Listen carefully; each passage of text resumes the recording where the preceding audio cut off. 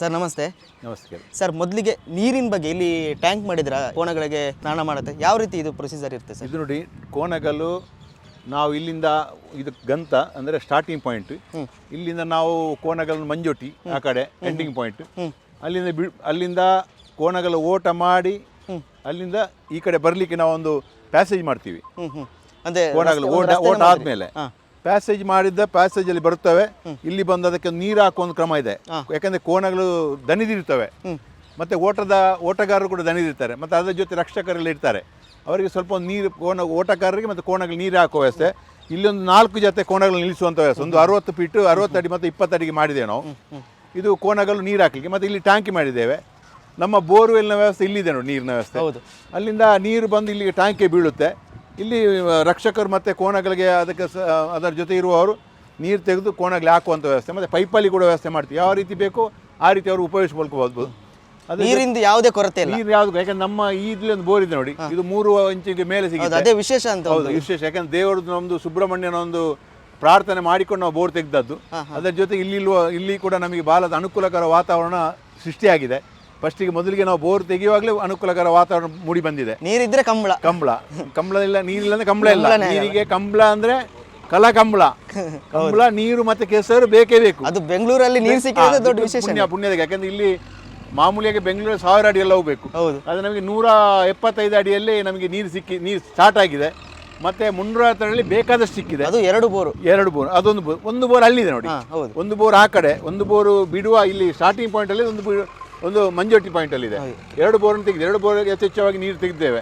ನಮ್ಮ ಜೊತೆ ಇದ್ದಾರೆ ನೋಡಿ, ನೀರು ಎಲ್ಲ ಸಮಿತಿಯವರಿದ್ದಾರೆ. ಸುನಿಲ್ ರೈ ಅವರಿದ್ದಾರೆ, ಯತೀಶ್ ಶೆಟ್ಟಿ ಇದ್ದಾರೆ, ನಮ್ಮ ಕೃಷ್ಣಪ್ಪ ನಡುವಣ್ಣವರಿದ್ದಾರೆ. ಎಲ್ಲ ಒಟ್ಟಾರೆಯಾಗಿ ನಮ್ಮ ಒಂದು ಶಾಸಕರ ಅಶೋಕ್ ಕುಮಾರ್ ಅವರ ಒಂದು ಕನಸೊಂದು. ನಾವೊಂದು 5 ವರ್ಷದ ಮುಂದೆ ಹೀಗೆ ಚರ್ಚೆ ಮಾಡಬೇಕಾದ್ರೆ ಬೆಂಗಳೂರಲ್ಲಿ ಕಂಬಳ ಮಾಡಬೇಕಂತ. ಅದು ಸಾಧ್ಯನಾ ಅಂತ ಇದಕ್ಕೆ ಬೇಕಾಷ್ಟು ಆಲೋಚನೆ ಮಾಡುವಂಥ ಪರಿಸ್ಥಿತಿ. ಆವಾಗ ನಮಗೆ ತುಳುಕೂಟದವರು ಸಿಕ್ಕಿದ್ರು, ಅವರದ್ದು ಕೂಡ ಆಲೋಚನೆ ಇತ್ತು. ಈಗ ಆಲೋಚನೆ ಯಾರು ಬೇಕಾದ್ರೂ ಮಾಡ್ಬೋದು. ಆದರೆ ಅದನ್ನು ಮೂಡಿ ಬರುವಂಥ ಸಾಮರ್ಥ್ಯ ಬೇಕು. ಅದರಲ್ಲಿ ನಮ್ಮ ಅಶೋಕ್ ಕುಮಾರ್ ಅವರು ಒಂದು ಕನಸು ಕಟ್ಟಿದರೆ ಅದನ್ನು ನನಸು ಮಾಡಿ ತೀರುವಂಥ ಒಂದು ಜಾಯಮಾನ ಉಳ್ಳವರು. ನಾವೆಲ್ಲ ಸಮಿತಿಯಲ್ಲಿದ್ದೇವೆ. ಒಟ್ಟಾರೆಯಾಗಿ ತುಳುಕೂಟ ಬೆಂಗಳೂರು, ಇಲ್ಲಿ ಬೇರೆ ಬೇರೆ ಸಂಘಟನೆಯವರು, ಇಲ್ಲಿ ಇವಾಗ ನಮ್ಮ DK ಶಿವಕುಮಾರ್ ಗೌರವಾಧ್ಯಕ್ಷ ನಿಮ್ಗೆ ಗೊತ್ತಿರ್ಬೋದು, ಮತ್ತು ಬಂಜಾರ ಪ್ರಕಾಶ್ ಶೆಟ್ಟಿ ಇದ್ದಾರೆ, ಮತ್ತು ನಮ್ಮ ಖ್ಯಾತ ಸಂಗೀತಕಾರ ಗುರುಕಿರಣ್ ಸರ್ ಇದ್ದಾರೆ, ಅವರ ಜೊತೆ ಗುಂಡ್ರಂಜನ್ ಶೆಟ್ಟಿಯವರಿದ್ದಾರೆ, ನಮ್ಮ ತುಳುಕೂಟದ ಸುಂದರಾಜ್ ಶೆಟ್ಟಿ ರೈ ಅವರಿದ್ದಾರೆ. ಅಂತೂ ಎಲ್ಲ ಸೇರಿ ಎಲ್ಲ ಸಂಘಟನೆಗಳು ಶಾಸಕರ ಜೊತೆ ಸೇರಿ ಒಟ್ಟಾರೆ ಕಂಬಳವನ್ನು ಒಳ್ಳೆ ರೀತಿಯ ಮಾಡೋ ಒಂದು ಅದ್ಭುತವಾದ ಕನಸನ್ನು ನನಸು ಮಾಡೋ ನಿಟ್ಟಿನಲ್ಲಿ ನಾವು ಸಾಗುತ್ತಾ ಇದ್ದೇವೆ. ಇಲ್ಲಿ ನೀವು ನೋಡ್ಬೋದು, ಈ ಜಾಗ ಎಲ್ಲ ಇಲ್ಲೆಲ್ಲ ಕೋಣಗಳನ್ನು ಕಟ್ಟಲಿಕ್ಕೆ ಈಗಾಗಲೇ ಒಂದು 180 ಜೊತೆ ಕೋಣಗಳು ನೋಂದಣಿ ಮಾಡಿದ್ದೇವೆ. ಇವತ್ತಿಂದ ನಾವು ನೋಂದಣಿಯನ್ನು ಬಂದ್ ಮಾಡಿದ್ದೇವೆ. ಯಾಕೆಂದರೆ ಈಗ ಪೈಪೋಟಿ, ನಾವು ಬರ್ತೀವಿ ಬೆಂಗಳೂರಿಗೆ ಅಂತ. ಅದಕ್ಕೆ ನಾವು ಇವಾಗ ನೋಡಿ ಸ್ವಲ್ಪ ಇಲ್ಲಿಯ ವ್ಯವಸ್ಥೆಯನ್ನು ಕೂಲಂಕುಷವಾಗಿ ಪರಿಶೀಲನೆ ಈಗ 180 ಜೊತೆಗೆ ಸೀಮಿತ ಮಾಡಿದ್ದೇವೆ. ಇಲ್ಲಿ ಕೋಣಗಳನ್ನೆಲ್ಲ ಕಟ್ಟುವಂಥ ವ್ಯವಸ್ಥೆ ನೋಡಿ, ಇಲ್ಲೆಲ್ಲ ಶೆಡ್ ಬರುತ್ತೆ. ಒಂದು 20 ಶೆಡ್ ಶೀಟ್ ಹಾಕಿ ಅದಕ್ಕೆಲ್ಲ ಬೇಕಾದ ಬಂದೋಬಸ್ತು ಕೊಡಿ, ಬ್ಯಾರಿಕೇಡ್ ಮಾಡಿ. ಯಾಕೆಂದರೆ ಇಲ್ಲಿ ಕೋಣಗಳು ಬರುವುದು ವಿಚಾರ ಅಲ್ಲ, ಇಲ್ಲಿ ಕೋಣಗಳು ನಾವು ಅಷ್ಟೇ ಜಾಗ್ರತೆ ವಹಿಸಿ ನಾವು ಬೆಂಗಳೂರಿಂದ ಮಂಗಳೂರಿಗೆ ವಾಪಸ್ ಕಳಿಸಿಕೊಡ್ಬೇಕು. 23ನೇ ತಾರೀಕೆ ಉಪ್ಪಿನಂಗಡಿ ಬೆಳಿಗ್ಗೆ 9 ಗಂಟೆ ಉದ್ಘಾಟನೆಗೊಳ್ಳಲಿದೆ, ಉಪ್ಪಿನಂಗಡಿ ಕಾಲೇಜ್ ಮೈದಾನದಲ್ಲಿ. ಅಲ್ಲಿಂದ ನಾವು 9-10 ಗಂಟೆ ಹೊರಟು ಅಲ್ಲಿ ಬೀಳ್ಕೊಡು ಸಮಾರಂಭ ಮಾಡಿ, ಮತ್ತು ಹಾಸನದಲ್ಲಿ ಇರುವಂಥ ತುಳುವರು ಮತ್ತು ಅಲ್ಲಿಯ ಸಂಘ ಸಂಘಟನೆಗಳು, ಸಂಘ ಸಂಸ್ಥೆಗಳು ಒಟ್ಟಿಗೆ ಹೊರಡ್ತಿದ್ದೇವೆ. ಎಲ್ಲ ಒಟ್ಟಿಗೆ ಬರೋದು 150 ಜೊತೆಗಳು. ಹೌದೌದು. ಹಾಸನದಲ್ಲಿ ಬಂದು ಒಂದು 4 ಗಂಟೆ ರೆಸ್ಟ್ ಇದೆ ಕೋಣಗಳಿಗೆ ಮತ್ತು ರಕ್ಷಕರಿಗೆ ಮತ್ತು ಜೊತೆ ಇದ್ದವರಿಗೆ. ಊಟದ ವ್ಯವಸ್ಥೆ ಅಲ್ಲಿ ಹಾಸನದಲ್ಲಿ ಮಾಡಿದ್ದೇವೆ. ಅಲ್ಲಿಂದ ಹೊರಟು ನಾವು ನೆಲಮಂಗಲಿಗೆ ಬಂದು, ನೆಲಮಂಗಲದಿಂದ ರಾತ್ರಿ, ಯಾಕಂದ್ರೆ ಟ್ರಾಫಿಕ್ ಇಲ್ಲಿ ನಿಮ್ಗೆ ಗೊತ್ತಿರ್ಬೋದು, ಬೆಂಗಳೂರು ಟ್ರಾಫಿಕ್. ಅದಕ್ಕೆ DCP ಸಾಹೇಬರೆಲ್ಲ ಬಂದಿದ್ರು ಮೊನ್ನೆ, ಟ್ರಾಫಿಕ್ DCP ಅವರು ಚರ್ಚೆ ಆಗಿದೆ. ಬೇರೆ ಬೇರೆ ಅಧಿಕಾರಿಗಳ ನಮ್ಮ ಜೊತೆ ಕಂಬಳ ಜೊತೆ ಕೈ ಜೋಡಿಸಿದ್ದಾರೆ. ಸರ್ಕಾರದ ಮಂತ್ರಿಗಳು, ಶಾಸಕರು, MP ಗಳು ಮತ್ತು ನಮ್ಮ ಅಧಿಕಾರಿಗಳು ಕೂಡ ಒಂದಷ್ಟು ಈ ಕಂಬಳಕ್ಕೆ ಬೆಂಗಳೂರು ಕಂಬಳ ನಡಿಬೇಕು, ಅದ್ದೂರಿಯಾಗಿ ನಡಿಬೇಕು, ಒಳ್ಳೆ ರೀತಿಯ ನಡಿಬೇಕಂತ ಒಂದು ಕೈ ಜೋಡಿಸ್ತಾ ಇದ್ದಾರೆ. ನಮಗೆಲ್ಲ ಸಹಕಾರಿಗೆ ಅವರು ಧನ್ಯವಾದ. ನಾವು ನಮ್ಮ ನೆಲಮಂಗಲದಿಂದ ರಾತ್ರಿ 11 ಗಂಟೆ ಬಿಟ್ಟು ಇಲ್ಲಿ ಒಂದು ತಾಸಿನ ಇಲ್ಲಿ ರಾತ್ರಿ ಒಂದು ಭೋಜನದ ವ್ಯವಸ್ಥೆ.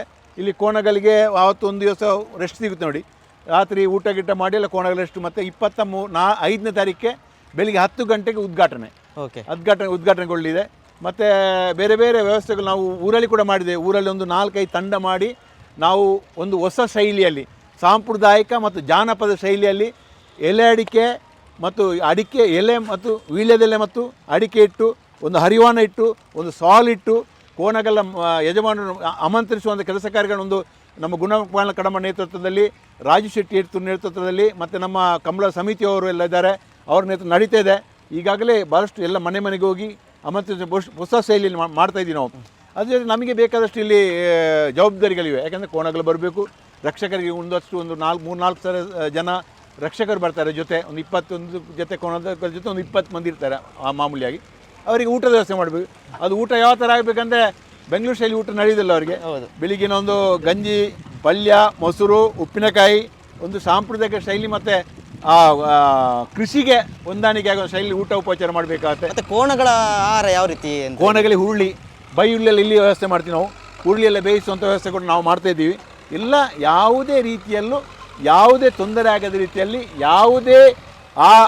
ಯಾವ ರೀತಿ ಇರಬೇಕಂದ್ರೆ ಬೆಂಗಳೂರು ಕಂಬಳ ಒಂದು ಮಾದರಿಯಾಗಿ ಇರಬೇಕಂತ ಒಂದು ಕನಸನ್ನು ಇಟ್ಕೊಂಡು ನಾವೆಲ್ಲ ಸಮಿತಿಯ ಪದಾಧಿಕಾರಿಗಳ ಜೊತೆ ನಮ್ಮ ಶಾಸಕರ ಜೊತೆ ನಾವು ದುಡಿತಾ ಇದ್ದೇವೆ. ಆಗಲಿರಲಿ ಇವಾಗ ಈಗ ನಿಮ್ಮಲ್ಲಿ ನಮ್ಮ ಅಪ್ಪಣ್ಣವರು ಕರೆ ಎಲ್ಲ ಬಗ್ಗೆ ಜವಾಬ್ದಾರಿಗಳು ಅಪ್ಪಣ್ಣವರು ಮತ್ತು ಅವರ ತಂಡ ಇದೆ. ಎಲ್ಲ ಬೇರೆ ಬೇರೆ ಒಂದು ರೀತಿಯಲ್ಲಿ ದಕ್ಷಿಣ ಕನ್ನಡದಿಂದ ಬೆಂಗಳೂರವರೆಗೆ ಒಂದು ತಂಡ ಈಗಾಗಲೇ ಬೇರೆ ಬೇರೆ ಬೆಂಗಳೂರಲ್ಲಿ ಜನರನ್ನು ಮತ್ತು ದೊಡ್ಡ ದೊಡ್ಡ ಗೆಸ್ಟ್ಗಳ ಅತಿಥಿಗಳನ್ನ ಆಹ್ವಾನಿಸುವ ಕೆಲಸ ಕಾರ್ಯ ನಡೀತಿದೆ.